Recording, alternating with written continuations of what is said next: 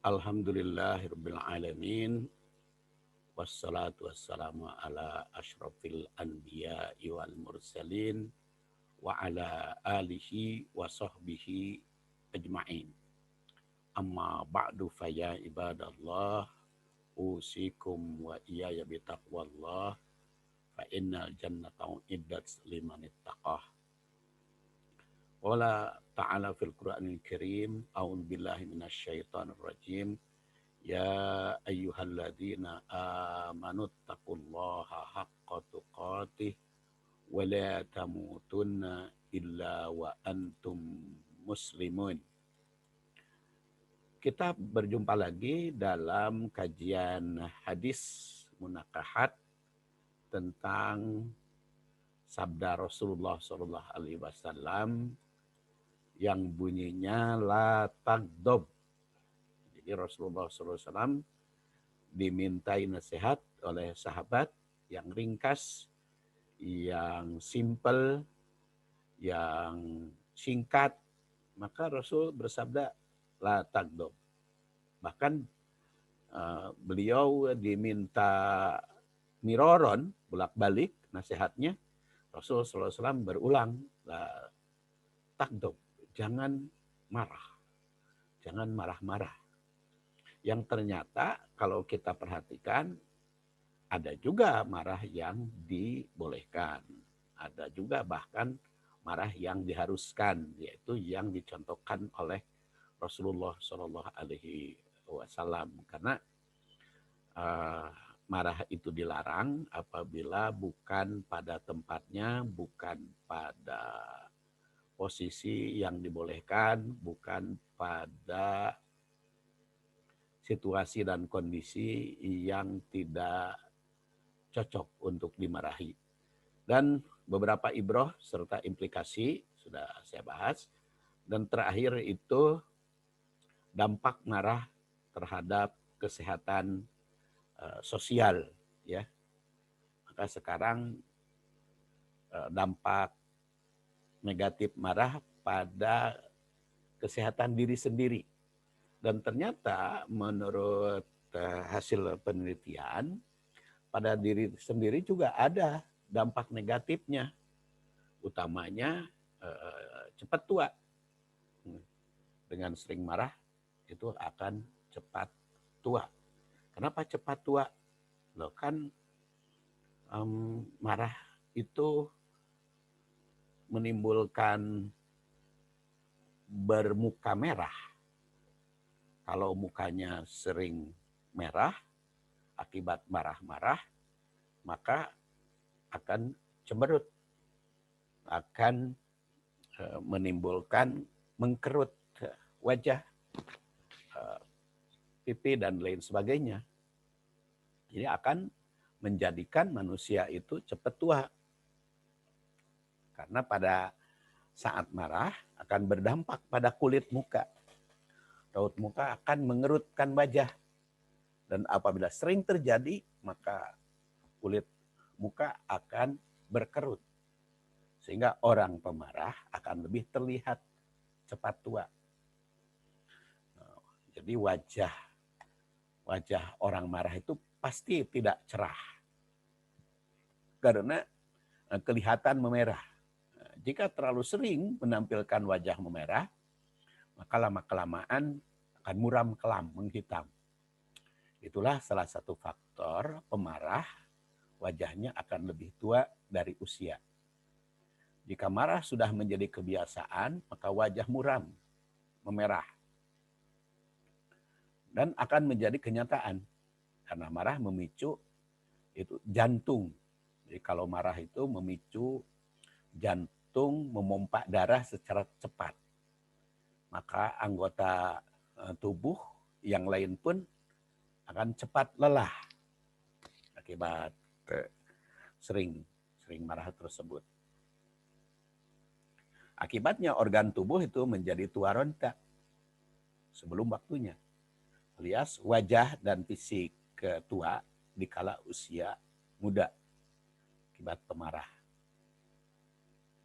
Kemudian kalau di dalam keluarga, marah itu ada dampak negatifnya kepada keluarga yang lain, khususnya kepada anak.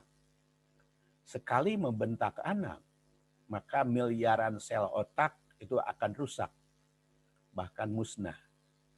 Di dalam setiap kepala seorang anak itu terdapat lebih dari 10 triliun sel otak.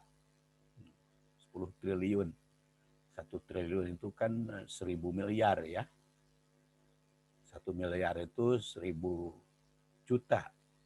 1 juta itu 1000 ribu. Jadi 10 triliun. 10 triliun sel otak yang siap tumbuh. Satu bentakan atau satu makian itu mampu membunuh lebih dari 1 miliar sel otak saat itu juga. Satu cubitan atau pukulan mampu membunuh lebih dari 10 miliar sel saat itu juga. Nah, sebaliknya satu pujian atau satu pelukan akan membangun kecerdasan lebih dari 10 triliun sel otak saat itu juga. Jadi memang kemarahan orang tua itu dampak negatifnya langsung ada kepada anak. Makanya kan Rasul itu mencontohkan sering menyayangi anak cucunya. Dari beberapa artikel dan penelitian disebutkan bahwa satu bentakan merusak miliaran sel-sel otak anak. Hasil penelitian siapa itu namanya Liz Gliot ya, berkesimpulan pada anak yang masih dalam pertumbuhan otaknya, yakni pada masa golden age 2-3 tahun pertama kehidupan, itu suara keras dan membentak yang keluar dari orang tua itu dapat menggugurkan sel otak yang sedang tumbuh. Nah, sedangkan pada saat ibu sedang memberikan belean lembut sambil menyusui, rangkaian otak itu berbentuk atau terbentuk indah. Nah, penelitian Liz Gliot ini dilakukan sendiri pada anaknya, yang tentu saja dengan seksama dia meneliti dalam perkembangan otak anaknya. Hasilnya luar biasa. Saat menyusui itu terbentuk rangkaian indah. Namun saat ia terkejut dan sedikit bersuara keras pada anaknya, rangkaian indah menggelembung seperti balon. Lalu pecah berantakan dan terjadi perubahan warna. Ini baru teriakan. Makanya kan Islam mengajarkan seorang ibu menyusui anaknya sampai anaknya itu berusia 2 tahun.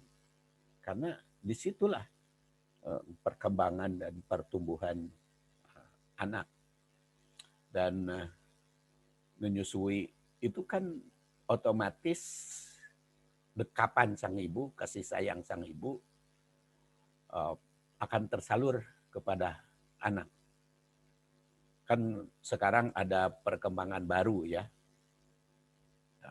karena ibu-ibunya aktif bekerja, aktif carrier, sehingga pagi-pagi air susu ibu itu disimpan di satu tempat, disimpan di lemari pendingin untuk diberikan setiap saat ke si anak itu membutuhkan.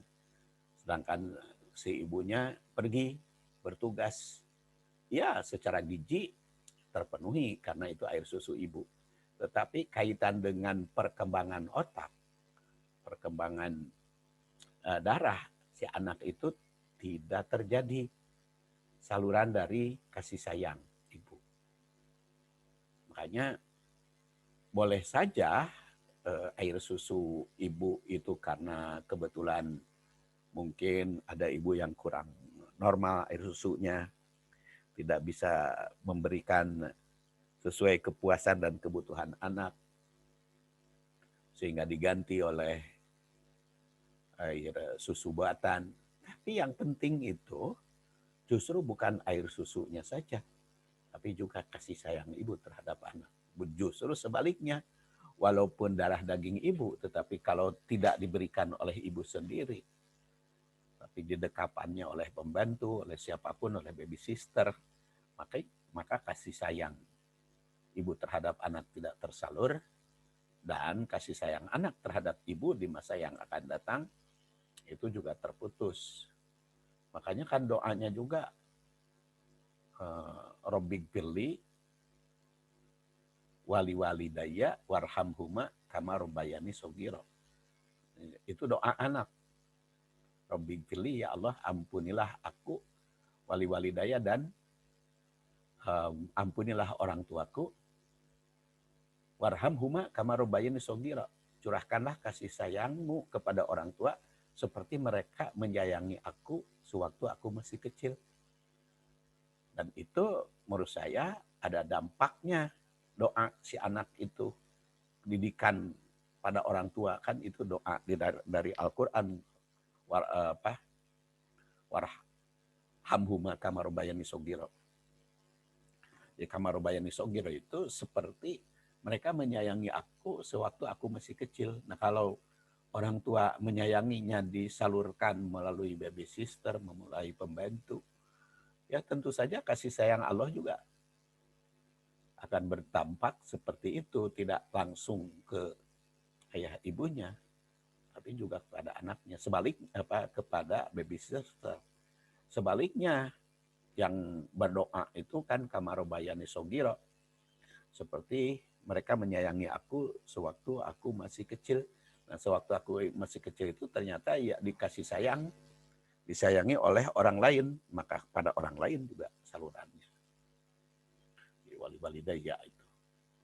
Ini satu teriakan saja, kata Gliot, itu berdampak negatif terhadap anak.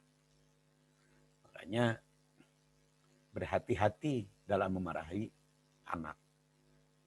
Dan kemarahan itu kalau kita perhatikan di dalam hadis, muru auladakum bisolah wahum sinin, kan anak itu boleh dipaksa sholat tuh baru ketika berusia 7 tahun. Jadi kalau belum 7 tahun kita tidak bisa memaksa. Baru mendidik, mengajarkan, berikan teladan, memberikan bimbingan. Kalau sudah 7 tahun baru boleh kita paksa. Jadi umur 1 tahun, 2 tahun belum kita bisa memberi paksaan kepada anak.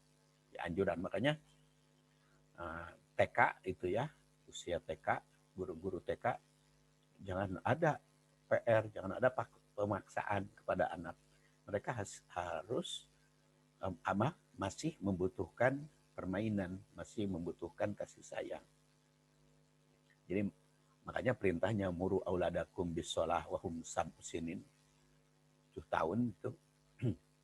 Dan kaitan dengan perkembangan didikan orang tua atau tanggung jawab orang tua mendidik anak, kaitan dengan perkembangan dan pertumbuhan anak, bisa Anda baca dalam buku saya, itu mewujudkan generasi Rabbani. Nah itu ada beberapa bab yang saya bahas, dari mulai bagaimana keadaan manusia, asal usulnya, kemudian juga perkembangannya, pertumbuhan anak tersebut, kemudian tanggung jawab orang tua terhadap anak, mulai dari lahir, pranatal, kemudian ketika hamil, ketika lahir, ketika umur 7 hari, kemudian 2 sampai 2 tahun, 7 tahun, 10 tahun, remaja, dewasa, hingga 40 tahun. Ya, silahkan Anda baca dalam buku saya berjudul Mewujudkan Generasi Rabbani. Ya, silahkan bisa dipesan lah ke Gereja Ganesa ya. Jadi kembali kepada urusan marah itu tidak hanya itu, jadi mengganggu fungsi organ penting dalam tubuh anak. Tak hanya otak, tapi juga hati atau kalbu, jantung. Teriakan dan bentakan menghasilkan gelombang suara. Hampir semua orang mengetahui itu. Kalau yang namanya bentakan itu kan mengeluarkan suara. Yang belum banyak diketahui orang banyak adalah bentakan yang disertai emosi. Seperti marah, itu menghasilkan suatu gelombang baru. Emosi negatif seperti marah itu mempunyai gelombang khusus yang merupakan gelombang yang terpancar dari otak. Nah, gelombang ini dapat berakibat ya suara orang yang berteriak itu. Nah, gabungan gelombang suara dan gelombang emosi marah itu menghasilkan gelombang ketiga dengan efek samping yang khusus. Efek dari gelombang ketiga ini adalah sifat destruktif terhadap sel otak yang dituju. Dalam satu kali bentakan saja, sejumlah sel-sel otak orang yang dijadikan target akan mengalami kerusakan saat dia terkena gelombang ini. Jadi, mendengar suara ataupun tidak. Hal ini karena gelombang ketiga ini tetap merambat sebagaimana dia gelombang suara tapi langsung ditangkap oleh otak sebagaimana gelombang otak. Efek kerusakan pada sel-sel otak akan lebih besar pada anak-anak yang dijadikan sasaran bentakan itu. Pada remaja, orang dewasa itu mengalami kerusakan yang tidak sebesar anak. Tapi kalau sudah dewasa, makanya tadi perintah itu baru boleh dilakukan ketika anak 7 tahun. Jadi sudah melewati usia anak. Dan baru orang tua itu bisa memaksa anak untuk beribadat, baik itu saum, sholat, ketika anak berusia 10 tahun. Ya, karena itu ada efek jangka panjang pada anak. Nah, mereka lebih banyak orang-orang yang sering dibentak itu akhirnya banyak melamun. Dan itu akan lambat memahami sesuatu. Orang-orang ini biasanya mudah melupakan emosi negatif seperti marah. Mudah meluapkan emosi seperti marah-marah, panik atau sedih. Mereka biasanya seringkali mengalami stres hingga depresi dalam hidup. Karena kesulitan memahami pola-pola masalah yang mereka hadapi. Nah, semuanya akibat dari sel-sel otak yang aktif lebih sedikit dari yang seharusnya. Oleh karena itu, sebagai orang tua, pendidik, ataupun orang yang lebih tua dari mereka, sebaiknya memilih sikap yang lebih kreatif dalam menghadapi tingkah laku anak yang mungkin kurang baik. Seringkali orang tua itu bukan mencegah, mengarahkan, dan membimbing, tapi justru memarahi. Nah, ini merupakan kesalahan yang harus diperbaiki, ya. Seharusnya orang tua itu mempertimbangkan tingkat perkembangan kejiwaan anak sebelum membuat aturan. Jangan menyamakan anak dengan orang dewasa. Orang tua hendaknya menyadari bahwa dunia anak jauh berbeda dengan orang dewasa. Jadi ketika menetapkan apakah perilaku anak dinilai salah atau benar, tepat, patuh atau melanggar, maka jangan pernah langsung menggunakan tolok ukur orang dewasa. Harus diakui, orang tua yang habis kesabaran itu sering membentak dengan kata-kata yang keras. Bila anak menumpahkan sesuatu yang disayangkan, apakah itu pecah piring, gelas, atau susu tumpah, terlambat mandi, mengotori dinding, curat-caret dengan kaki, atau membanting pintu. Ya. Anak-anak itu kadang-kadang kan belum tentu emosi. Kadang dinding yang sudah kita bersihkan, sudah kita cat putih, atau dicurat-caret. Nah, itu kebiasaan anak. Nah, orang tua itu banyak yang berakibat memarahi anak. Akibatnya ya anaknya juga rugi. Makanya kalau punya anak kecil ya udah dindingnya pakai keramik aja. Jadi mudah dihapus ya, tulis, dicoret-coret juga daripada tembok yang putih susah dihapus. Nah, sikap orang tua tersebut tuh seperti polisi yang menghadapi. Nah, sebaliknya orang tua yang lupa untuk memberikan perhatian positif ketika anak mandi tepat waktu, menghabiskan sesuatu dan makanannya serta memberi mainannya. Padahal seharusnya antara perhatian positif dan perhatian negatif itu harus seimbang. Jangan kalau kalau salah dibentak, disalahi, kalau baik tidak ada pujian, kalau tidak ada anjuran, ya. Maka memberi pujian tulus dan pelukan kasih sayang kepada anak itu harus menjadi pertimbangan, keharusan ya, karena itu mendatangkan anak menjadi cerdas. Nah, kalau orang tua sering mencurahkan kasih sayang, kan anak juga akan kasih sayang. Kalau orang tua sering membentak, anak juga sering membentak karena tergantung kebiasaan kan.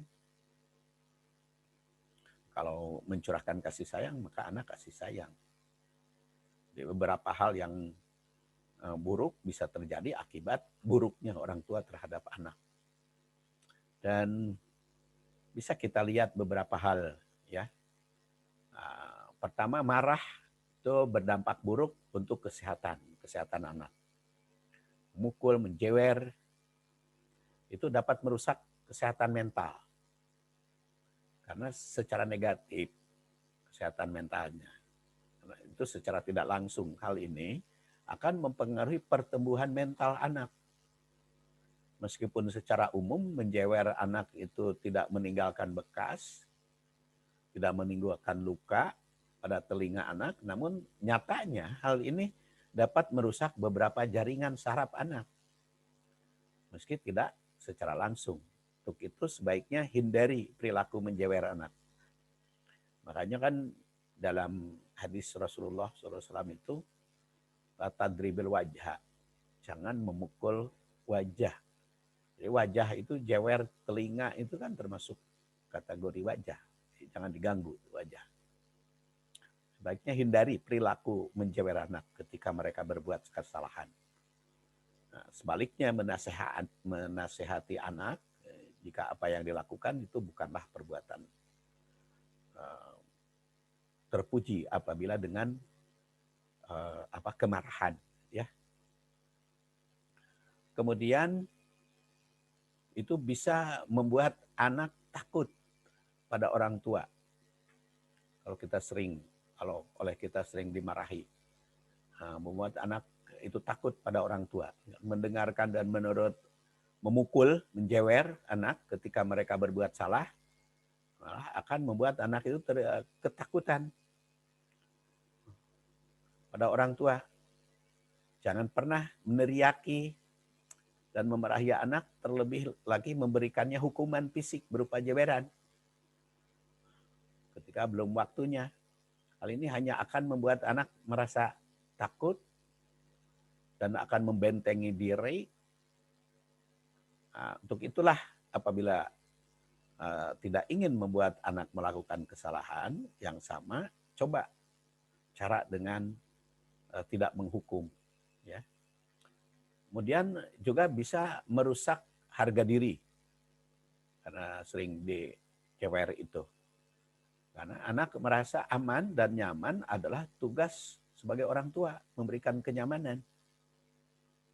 Makanya ketika saya membahas surat Al-Fil, li'ila fi Quraisyin, ila fihim rihlatas syita wassaib, wa ya'budu rabbahadal bait, alladhi at'amahum min ju' wa amanahum min khauf. Salah satu syarat rumah tangga agamis dan harmonis itu adalah iman, aman, dan nyaman. Iman falyabudu. Kemudian nyaman itu ada falyabudu rabb hadzal bait alladzi at'amahum, ya. Memberikan kenyamanan dengan memberikan konsumsi. Dan wa amanahum min khauf, bebas dari ketakutan. Itu kajian surat Al-Fil. Ada buku saya namanya Keluarga Agamis dan Harmonis berdasar 9 surat terakhir dari Al-Quran. Ada konsep-konsepnya. Bagaimana kita memberikan bimbingan keimanan, kenyamanan, dan keamanan.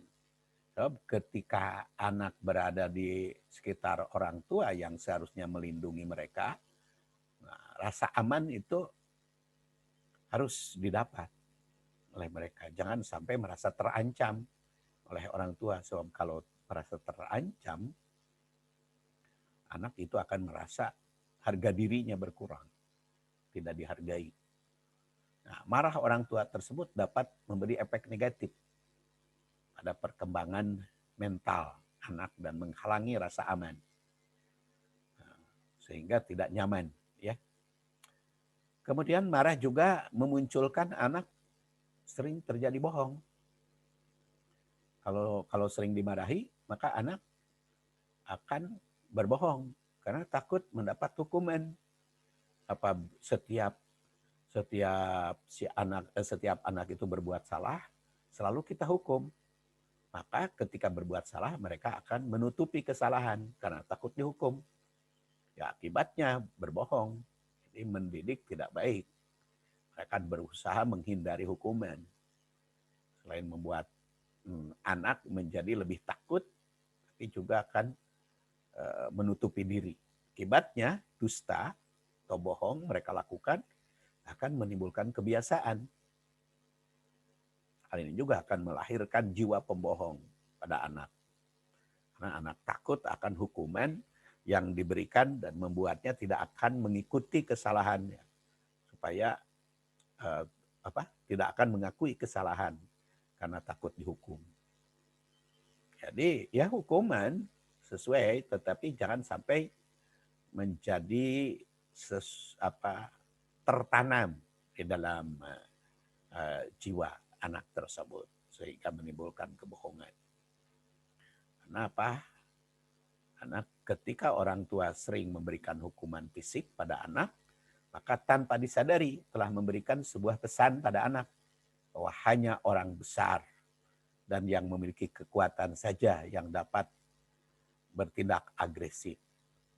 Hal ini akan membuat anak memunculkan pemikiran negatif jangka panjang pada pola pikir yang beranggapan bahwa hanya orang dewasa lah yang dapat bertindak kasar dan memutuskan apa yang benar, apa yang salah.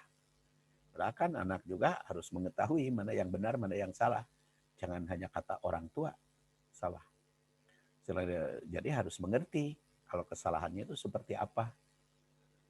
Nah, karena dengan memberikan hukuman fisik pada anak berarti mengirimkan pesan pada anak tanpa disadari.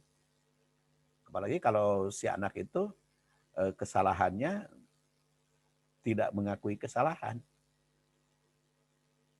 Nanti merasa dihukum tanpa salah. Nah, ini akan berdampak negatif pada masa yang akan datang. Sehingga perilaku agresif ini akan membuat anak ketakutan untuk mengakui kesalahan yang diperbuat. Nah, perlahan, pasti mereka akan menjadi anak sering berbohong tadi. Nah, masih banyak tentu saja dampak negatif dari kemarahan orang tua terhadap anak. Maka sekarang kita beralih kepada marah itu bagaimana cara mencegah kemarahan. Jadi setelah kita ketahui betapa bahaya marah di dalam keluarga yang tidak terkendali dan betapa penting menahan marah, maka perlu ditempuh cara bagaimana menahan marah tersebut. Satu, terutama berlindung pada Allah dari gangguan setan.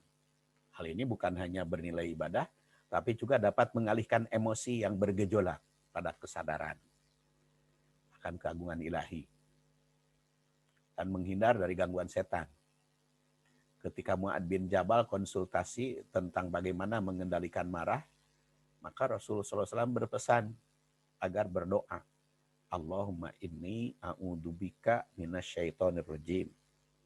Ya Allah, aku berlindung kepadamu dari setan. A'udzubika, aku berlindung kepadamu minasyaitonir rajim, dari setan yang dirajam, yang didera, yang dikutuk, ya. Jadi langkah pertama melindungi diri dari kemarahan yaitu dengan cara berlindung kepada Allah Subhanahu wa taala. Kemudian jangan banyak berkata apabila kita sedang marah. Jangan banyak omong kalau kita sedang marah. Itu bisa berdampak negatif, ya. Nah, Rasul bersabda, wa idza ghadibta faskut. Kalau Anda sedang marah, cobalah terdiam. Jangan banyak bicara. Karena itu hadis riwayat Bukhari, ya. Dalam Adabul Mufrad. Kemudian yang ketiga, berubah atau berganti posisi. Nah, marah itu termasuk emosi. Jengkel, kesal, yang mendorong bertindak keras. Ada orang yang melampiaskan kemarahan itu, ada pula yang menahan, ada pula yang mengalihkan. Nah, mengalihkan emosi adalah yang merupakan salah satu solusi, ya, yang bersifat katarsis. Jadi bukan kompensasi, tapi katarsis. Katarsis itu mengalihkan suatu emosi yang negatif kepada positif. Sedangkan kompensasi kan cenderung pada pelampiasan emosi. Ada perusakan, baik perusakan diri, orang lain, maupun barang-barang tertentu. Maka langkah yang ketiga berubah posisi. Jadi sebagai katarsis. Kemudian cara mengatasinya antara lain dengan mengalihkan emosi tersebut ke emosi lain. Terdapat aneka cara yang mengalihkan satu emosi ke emosi lain. Umpamanya mengubah posisi fisik merupakan salah satu cara untuk mengalihkan kemarahan. Kemudian Abu Dzar Al-Ghifari itu menerangkan inna Rasulullah SAW qala lana idza ghadiba ahadukum wa huwa qa'im falyajlis fa in dhahaba anhul ghadab wa illa falyadtaji'. Apabila kita sedang marah padahal kita berdiri, coba duduk. Dan apabila ternyata sudah duduk juga marahnya tetap tidak berhenti, maka berbaring. Jadi artinya itu berubah posisi, ya. Kalau sedang marah, berubah posisi. Kemudian kalau ternyata masih juga, ya berwudu. Innal ghadab minasyaiton wa anna syaiton khuliqa minan nar. Marah itu kan dorongan setan. Haroroh tadi, setan itu dari api diciptakan. Inama tutfa'un nar bil ma. Api itu kan dengan air. Maka apabila ghadiba ahadukum, apabila salah seorang di antaramu marah, maka berwudulah. Wudu itu dijadikan sebagai terapi marah. Karena air yang dibasuhkan pada bagian-bagian tubuh itu dapat mendinginkan dan menghilangkan ketegangan saraf. Dan tentu saja selain itu mengingatkan psikis manusia. Otomatis kan berzikir, ingat kepada Allah. Rasul, kemudian bagaimana sikap kita dalam mengatasi marah tersebut. Dan kalau ternyata masih juga, ya lanjutkanlah dengan sholat. Saya kira sudah cukup yang berkaitan dengan la taghdab. Mudah-mudahan ada guna manfaatnya. Kita tutup. Subhanakallahumma wa bihamdik. Asyhadu an la ilaha illa anta astaghfiruka wa atubu ilaik. Assalamualaikum warahmatullahi wabarakatuh.